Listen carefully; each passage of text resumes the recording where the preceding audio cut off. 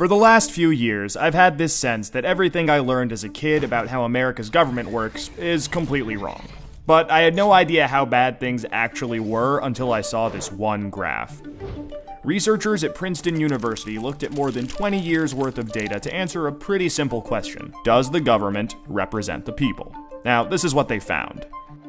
This axis here represents public support for any given idea. On the left, at 0%, are ideas that not a single American wants. On the right, at 100%, are ideas that everyone supports. This axis represents the likelihood of Congress passing a law that reflects any of these ideas, from a 0 to a 100% chance. On this graph, an ideal republic would look like this. If 50% of the public supports an idea, there's a 50% chance of it becoming law. If 80% of us support something, there's an 80% chance. You get the idea. Now, most Americans would probably agree that, with a few exceptions, we should be as close to this ideal as possible. Unfortunately, the way America actually works doesn't even come close. Take an idea that nobody supports, literally nobody, and it has about a 30% chance of becoming federal law. Now, take an incredibly popular idea, the most popular idea this country has ever seen, and there's also about a 30% chance of it becoming law. This means that the number of American voters for or against any idea has no impact on the likelihood that Congress will make it law. Put another way, and I'm just going to quote the Princeton study directly here, the preferences of the average American appear to have only a minuscule, near zero, statistically non-significant impact upon public policy. So if you've ever felt like your opinion doesn't matter and that the government doesn't really care what you think, well, you're right. But there's a catch. This flat line only accounts for the bottom 90% of income earners in America. Economic elites, business interests, people who can afford lobbyists, they get their own line. Look at how much closer their line is to the ideal.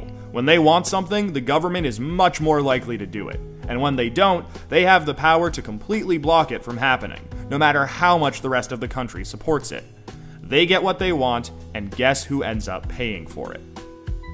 We pay for it with the most expensive healthcare in the world. We pay for it with a tax code that's a complete mess. We pay for it with internet that's slower and more expensive, with wasteful spending, a floundering education system, a catastrophic drug war, and 1 in 5 American children born into poverty. Almost every major issue we face as a nation can be traced back to this graph.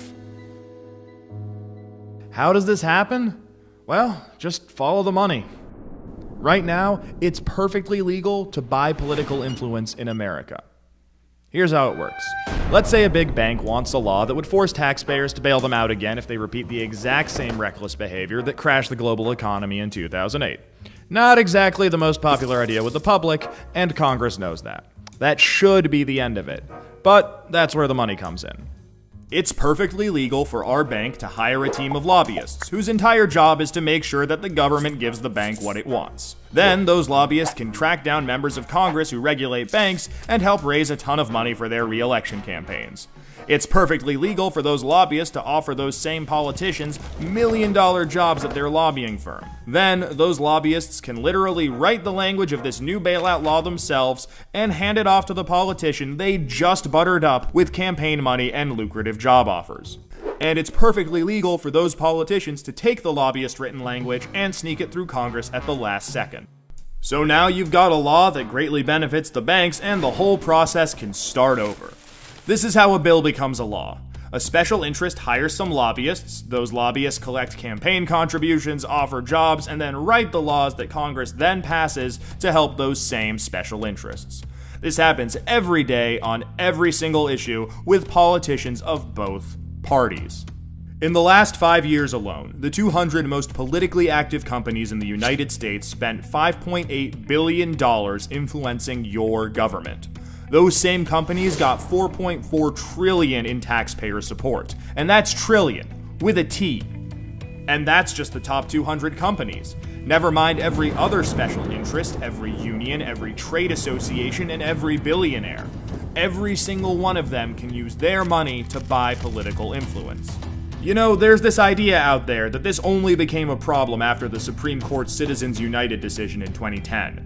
But the data goes back almost 40 years, and the results are clear. Corruption is legal in America. And as long as it is, anyone who can spend money to buy political influence will. The solution here isn't rocket science. Make corruption illegal.